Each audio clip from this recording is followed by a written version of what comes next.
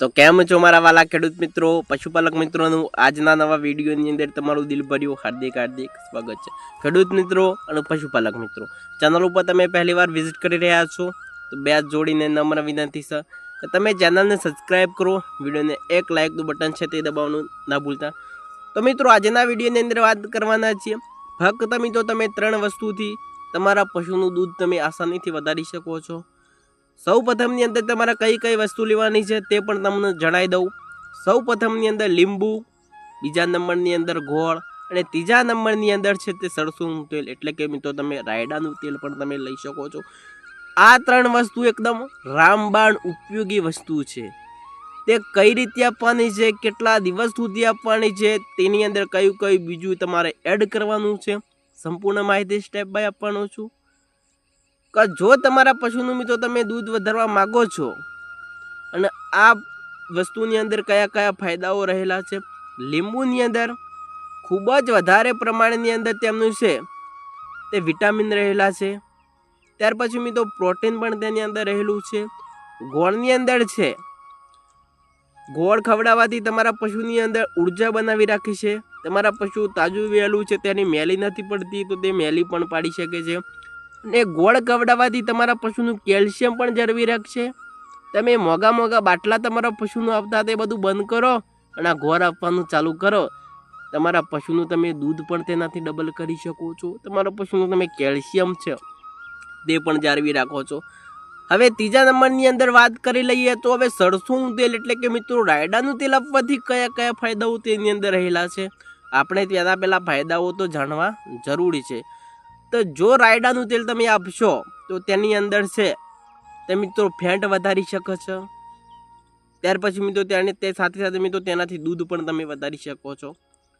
તો હવે સૌ પ્રથમની અંદર વાત કરીએ તો મિત્રો 1 થી 2 લીંબુ તમારે લઈ લેવાના છે।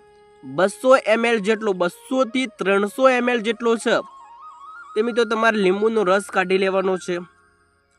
હવે બીજા નંબરની અંદર છે તે 200 થી 250 ગ્રામ જેવો મિત્રો તમારા ગોળ લઈ લેવાનું છે। હવે ત્રીજા નંબરની અંદર રાયડાનું તેલ, સરસોનું તેલ એ પણ મિત્રો 50 થી 100 ગ્રામ તમારા તેલ લઈ લેવાનું છે। હવે આજે કઈ રીતે આપવાનું છે, આ બધું મિક્સ કરી લેવાનું તમારે।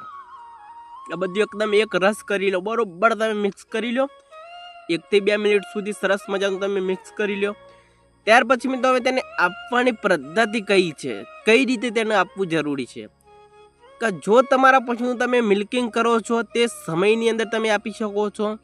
ત્યાર પછી મિત્રો તમે મિલ્કિંગ બાદ પણ તમે આપી શકો છો।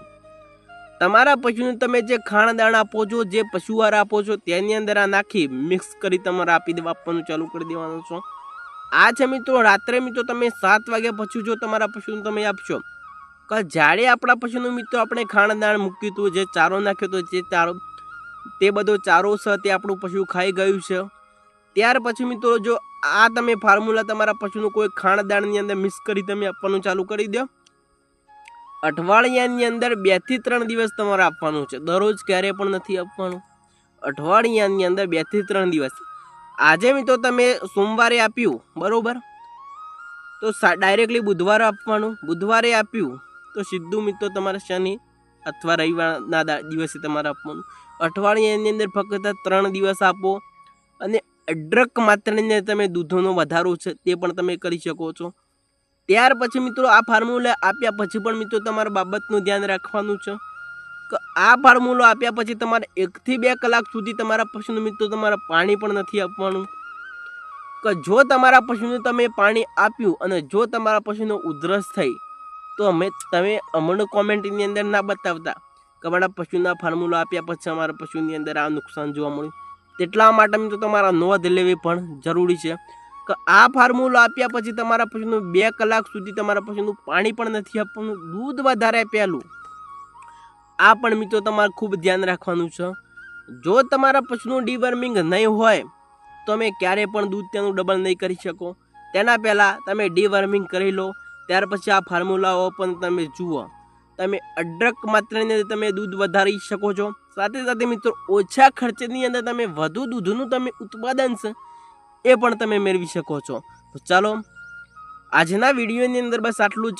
હવે ફરી મળીશું આપણે નવા વિડીયોમાં નવા એક સરસ ટોપિક સાથે અમારો વિડીયો તમને કેવો લાગ્યો, સારો લાગ્યો હોય તો સરસ મજાની એક કોમેન્ટ કરી દેજો, લાઇકનું બટન દબાવી દેજો.